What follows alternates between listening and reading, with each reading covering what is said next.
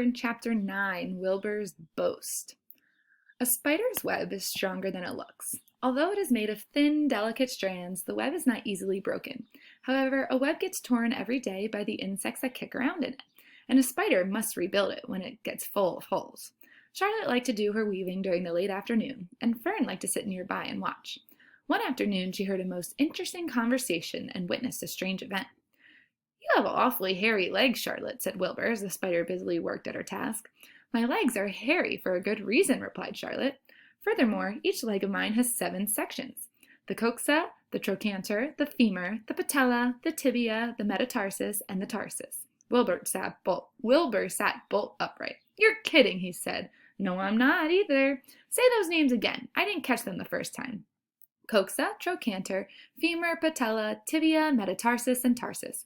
"Goodness," said Wilbur, looking down at his own chubby legs. "I don't think my legs have 7 sections." "Well," said Charlotte, "you and I lead different lives. You don't have to spin a web. That takes real leg work." "If I could spin a web if I tried," said Wilbur, boasting. "I've just never tried." "Let's see you do it," said Charlotte. Fern chuckled softly, and her eyes grew wide with love for the pig. "Okay," replied Wilbur. "You coach me and I'll spin one. It must be a lot of fun to spin a web. How do I start?" "Take a deep breath," said Charlotte, smiling. Wilbur breathed deeply. "Now climb to the highest place you can get to, like this." Charlotte raced up to the top of the doorway. Wilbur scrambled up to the top of the manure pile. "Very good," said Charlotte. "Now make an attachment with your spinnerets. Hurl yourself into space and let out a drag line as you go down." Wilbur hesitated a moment, then jumped out into the air. He glanced hastily behind to see if a piece of rope was following him to check his fall, but nothing seemed to be happening in his rear, and the next thing he knew, he landed with a thump. He grunted. Charlotte laughed so hard her web began to sway. "What did I do wrong?" asked the pig when he recovered from his bump. "Nothing," said Charlotte. "It was a nice try." "I think I'll try again," said Wilbur cheerfully. "I believe what I need is a little piece of string to hold me." The pig walked out to his yard. "You there, Templeton?" he called. The rat poked his head out from under the trough. "Got a little piece of string I could borrow?" asked Wilbur. "I need to spin a web." "Yes, indeed," replied Templeton, who saved string. "No trouble at all. Anything to oblige." He crept down into his hole, pushed the goose egg out of the way, and returned with an old piece of dirty white string. Wilbur examined it. "That's just the thing," he said. "Tie one end to my tail, will you, Templeton?" Wilbur crouched low with his thin, curly tail toward the rat. Templeton seized the string, passed it around the end of the pig's tail, and tied 2 half hitches. Charlotte watched in delight. Like Fern, she was truly fond of Wilbur, whose smelly pen and stale food attracted the flies that she needed, and she was proud to see that he was not a quitter and he was willing to try again to spin a web. While the rat and the spider and the little girl watched, Wilbur climbed again to the top of the manure pile, full of energy and hope. "Everybody watch!" he cried, and summoning all his strength, he threw himself into the air head first. The string trailed behind him, but as he had neglected to fasten the other end to anything, it didn't really do any good, and Wilbur landed with a thud, crushed and hurt. Tears came to his eyes. Templeton grinned. Charlotte just sat quietly. After a bit, she spoke. "You can't spin a web, Wilbur, and I advise you to put the idea out of your mind. You lack 2 things needed for spinning a web." "What are they?" asked Wilbur sadly. "You lack a set of spinnerets, and you lack know-how." "But cheer up. You don't need a web. Zuckerman supplies you with 3 big meals a day. Why should you worry about trapping food?" Wilbur sighed. "You're ever so much cleverer and brighter than I am, Charlotte. I guess I was just trying to show off. Serves me right." Templeton untied his string and took it back to his home. Charlotte returned to her weaving. "You needn't feel too badly, Wilbur," she said. "Not many creatures can spin webs. Even men aren't as good as it as spiders, although they think they're pretty good, and they'll try anything. Did you ever hear of the Queensboro Bridge?" Wilbur shook his head. "Is it a web?" "Sort of," replied Charlotte. "But do you know how long it took men to build it? 8 whole years. My goodness, I would have starved to death waiting that long. I can make a web in a single evening." "What do people catch in the Queensboro Bridge?" "Bugs?" asked Wilbur. "No," said Charlotte. "They don't catch anything. They just keep trotting back and forth across the bridge, thinking there is something better on the other side. If they'd hang head down at the top of the thing and wait quietly, maybe something good would come along. But no, with men it's rush, rush, rush every minute. I'm glad I'm a sedentary spider." "What does sedentary mean?" asked Wilbur. "Means I sit still a good part of the time and don't go wandering all over creation. I know a good thing when I see it, and my web is a good thing. I stay put and wait for what comes. Gives me a chance to think." "Well, I'm sort of sedentary myself, I guess," said the pig. "I have to hang around here whether I want to or not. You know where I'd really like to be this evening?" "Where?"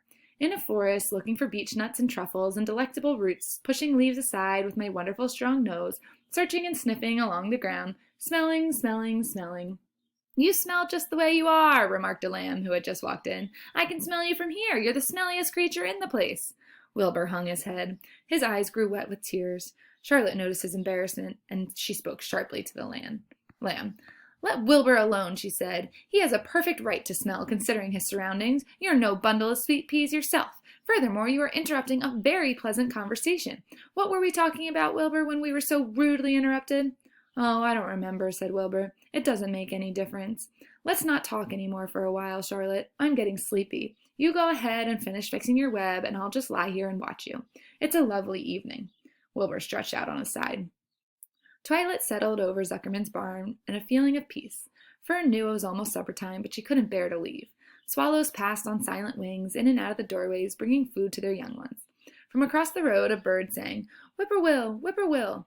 Lurvy sat down under an apple tree and lit his pipe. The animal sniffed the familiar smell of strong tobacco. Wilbur heard the trill of the tree toad and the occasional slamming of the kitchen door. All these sounds made him feel comfortable and happy, for he loved life and loved to be a part of the world on a summer evening. But as he lay there, he remembered what the old sheep had said to him. The thought of death came to him, and he began to tremble with fear. "Charlotte," he said softly. "Yes, Wilbur."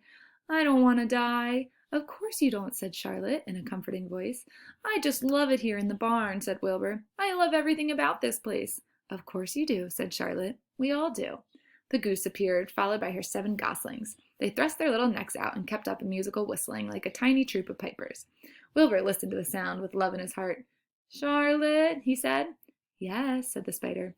"Were you serious when you promised you would keep them from killing me?" "I was never more serious in my life. I am not going to let you die, Wilbur." "How are you going to save me?" asked Wilbur, whose curiosity was very strong on this point. "Well," said Charlotte vaguely, "I don't really know, but I'm working on a plan." "That's wonderful," said Wilbur. "How is the plan coming, Charlotte? Have you gotten very far with it? Is it coming along pretty well?" Wilbur was trembling again, but Charlotte was cool and collected. "Oh, it's coming all right," she said lightly. "The plan is still in its early stages and hasn't completely shaped up yet, but I'm working on it." "When do you work on it?" begged Wilbur. "When I'm hanging head down at the top of my web. That's when I do my thinking, because when all the blood is in my head. I'd be only too glad to help in any way I can." "Oh, I'll work it out alone," said Charlotte. "I can think better if I think alone." "All right," said Wilbur, "but don't fail to let me know if there's anything I can do to help, no matter how slight." "Well," replied Charlotte, "you must try to build yourself up. I want you to get plenty of sleep and stop worrying. Never hurry and never worry. Chew your food thoroughly and eat every bit of it, except you must leave enough for Templeton. Gain weight and stay well. That's the way you can help. Keep fit and don't lose your nerve. Do you think you understand?"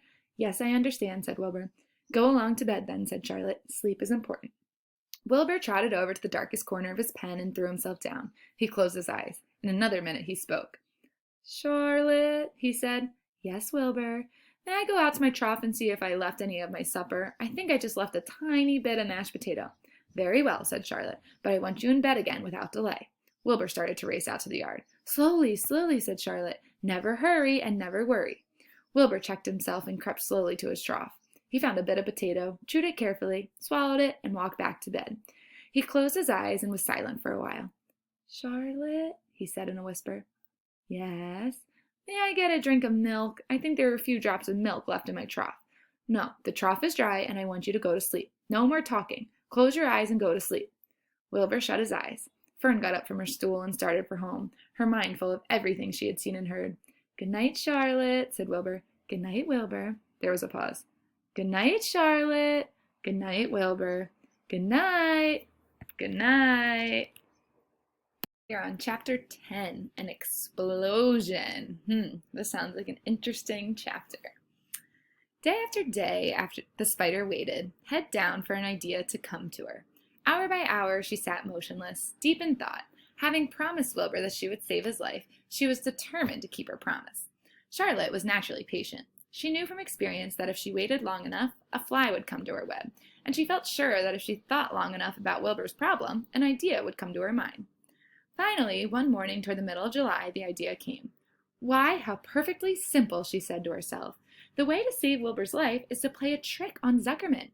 If I can fool a bug," thought Charlotte, "I can surely fool a man. People are not as smart as bugs." Wilbur walked into the yard just at that moment. "What are you thinking about, Charlotte?" he asked. "I was just thinking," said the spider, "that people are very gullible." "What does gullible mean?" "Easy to fool," said Charlotte. "That's a mercy," replied Wilbur, and he lay down in the shade of his fence and went fast asleep. The spider, however, stayed wide awake, gazing affectionately at him and making plans for his future. Summer was half gone. She knew she didn't have much time. That morning, just as Wilbur fell asleep, Avery Arabelle wandered into the Zuckermans' front yard, followed by Fern. Avery carried a live frog in his hand. Fern had a crown of daisies in her hair. The children ran for the kitchen. "Just in time for a piece of blueberry pie," said Mrs. Zuckerman. "Look at my frog," said Avery, placing the frog on the drain board and holding out his hand for pie. "Take that thing out of here," said Mrs. Zuckerman. "He's hot," said Fern. "He's almost dead, that frog." "He is not," said Avery. "He let me scratch him between the eyes." The frog jumped and landed in Mrs. Zuckerman's dishpan full of soapy water. "You're getting your pie on you," said Fern. "Can I look for eggs in the hen house, Aunt Edith?"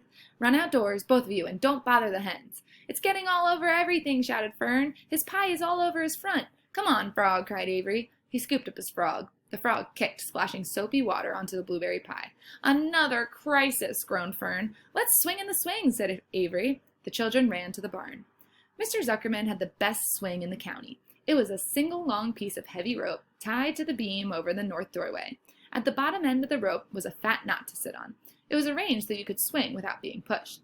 You climbed a ladder to the hayloft. Then, holding the rope, you stood at the edge and looked down, and were scared and dizzy. Then you straddled the knot so that it acted as a seat. Then you got up all your nerve, took a deep breath, and jumped.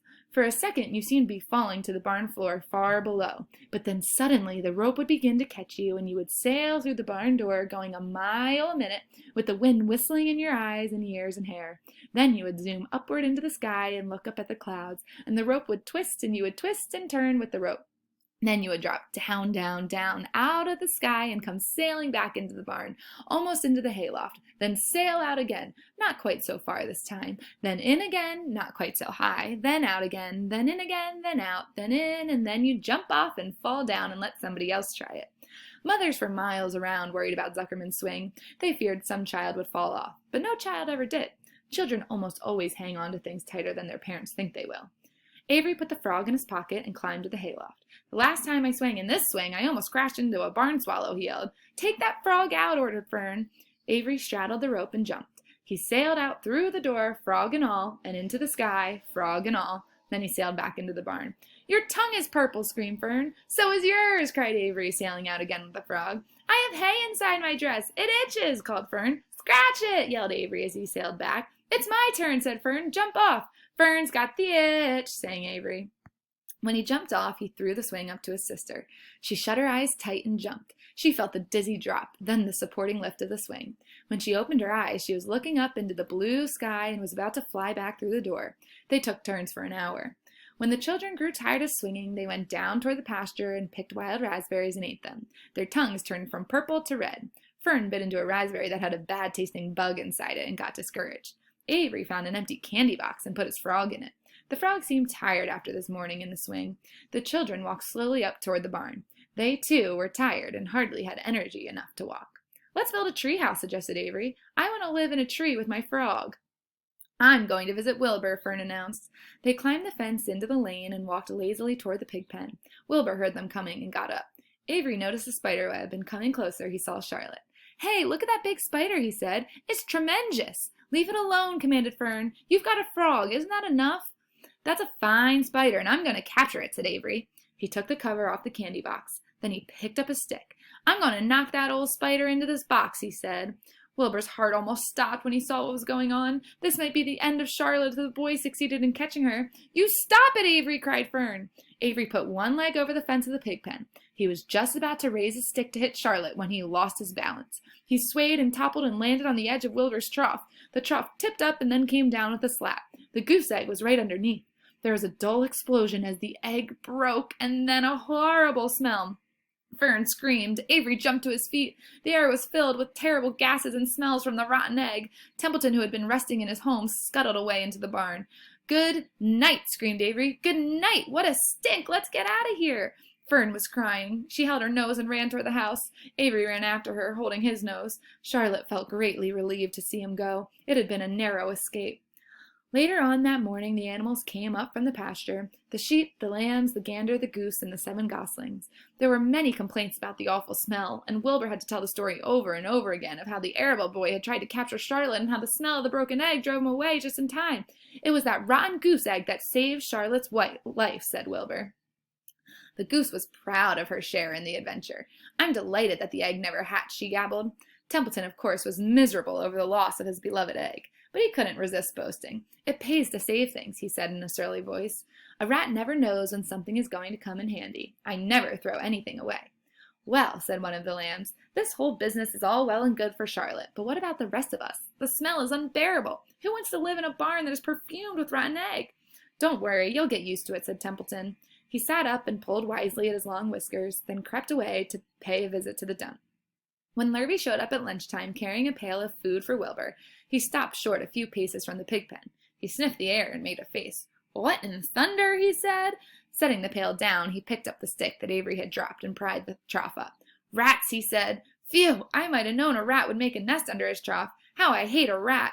And Lurvy dragged Wilbur's trough across the yard and kicked some dirt into the rat's nest, burying the broken egg and all Templeton's other possessions. Then he picked up the pail. Wilbur stood in the trough, drooling with hunger. Lurvy poured. The slops ran creamily down around the pig's eyes and ears. Wilbur grunted. He gulped and sucked and sucked and gulped, masking, swishing, and swishing noises, anxious to get everything at once. It was a delicious meal. Skim milk, wheat middlings, leftover pancakes, half a donut, the rind of a summer squash, 2 pieces of stale toast, a third of a ginger snap, a fishtail, 1 orange peel, several noodles from noodle soup, the scum off a cup of cocoa, an ancient jelly roll, a strip of paper from the lining of the garbage pail, and a spoonful of raspberry jello. Wilbur ate heartily. He planned to leave half a noodle and a few drops of milk for Templeton. Then he remembered that the rat had been useful in saving Charlotte's life, and that Charlotte was trying to save his life, so he left a whole noodle instead of a half. Now that the broken egg was buried, the air cleared and the barn smelled good again. The afternoon passed and evening came. Shadows lengthened. The cool and kindly breath of evening entered through doors and windows. Astride her web, Charlotte sat moodily eating a horsefly and thinking about the future. After a while, she bestirred herself. She descended to the center of the web, and there she began to cut some of her lines. She worked slowly but steadily while the other creatures drowsed. None of the others, not even the goose, noticed that she was at work. Deep in his soft bed, Wilbur snoozed. Over in their favorite corner, the goslings whistled a night song. Charlotte tore quite a section out of her web, leaving an open space in the middle. Then she started weaving something to take the place of the thread she had removed. When Templeton got back from the dump around midnight, the spider was still at work. Chapter 11 is The Miracle. Make a prediction of what you think the miracle is going to be.